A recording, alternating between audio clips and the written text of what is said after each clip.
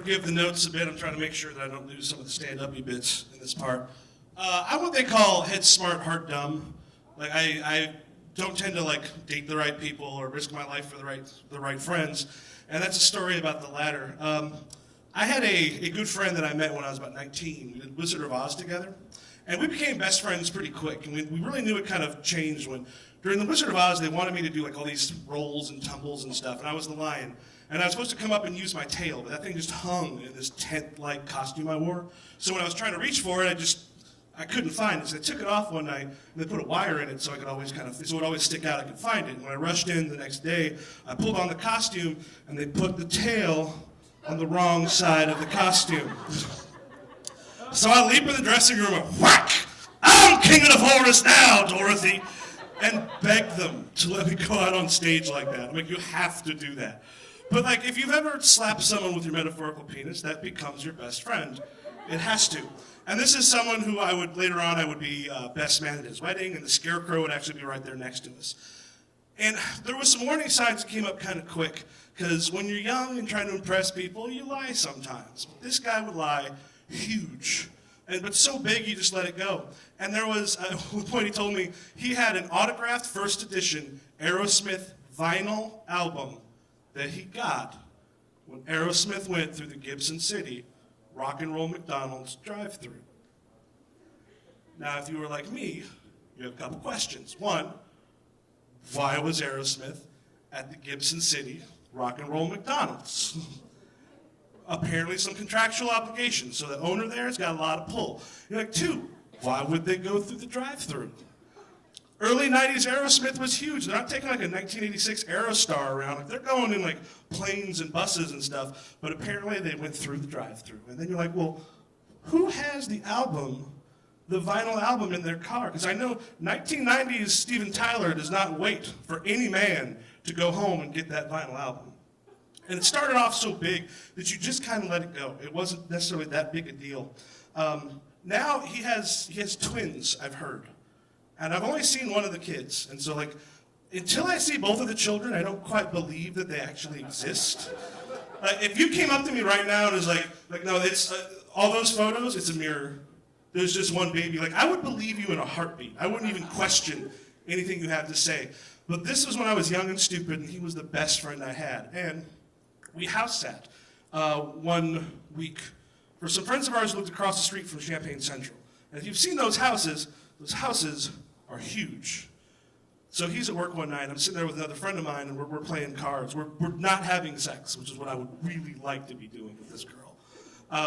She liked to like straddle me and put her boobs in my face, and I was a fan of that, but I was like a crushingly shy 18-year-old, or like 19-year-old at that point, who just wouldn't make anything happen. And we're sitting there, and I don't know if you've ever tried to sneak across the top floor of a really old creaky house, but it's impossible.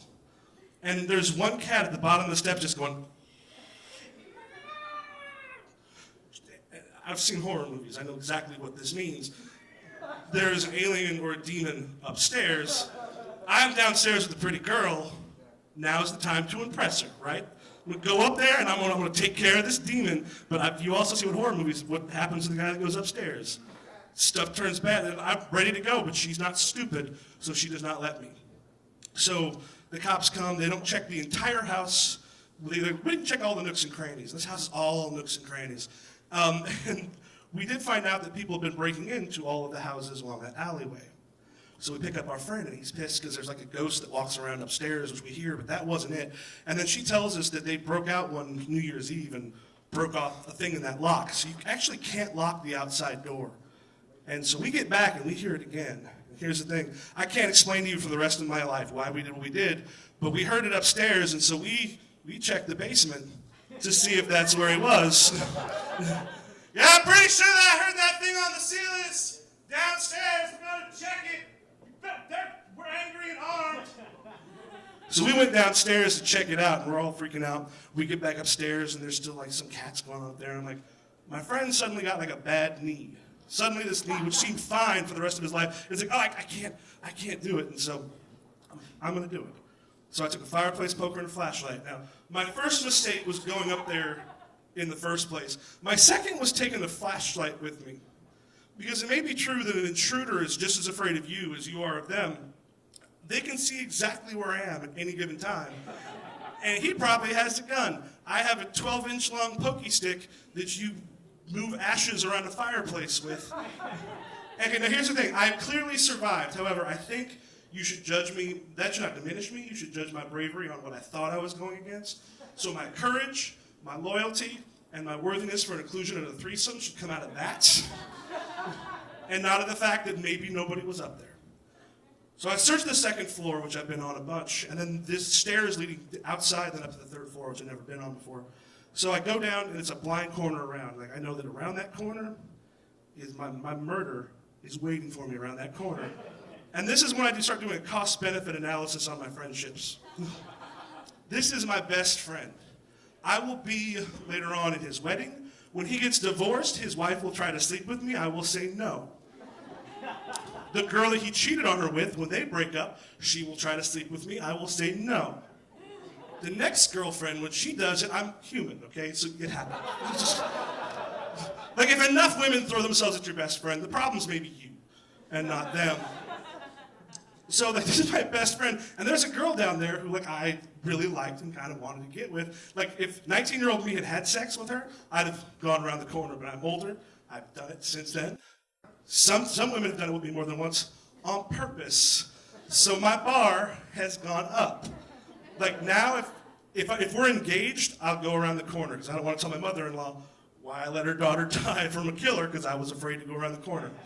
So I do the smart thing. I don't go around the corner. I check the third floor where there's just a really long hallway. And I've never been up. There's 6 apartments up on this thing. I'm terrified. And these are friends of ours in theater. And what they didn't tell us is all those apartments were full of mannequins that had costumes for different shows. What sick fuck does not tell people that they've got mannequins all over? That's like having a clown dungeon in the basement, not telling Susie when she comes to watch the kids for you, so she doesn't get clowned to death when she goes for fudgesicles. So I opened up the first door, and I swear to God, I thought I killed a man, and I had hit him so hard in the throat that his head came off.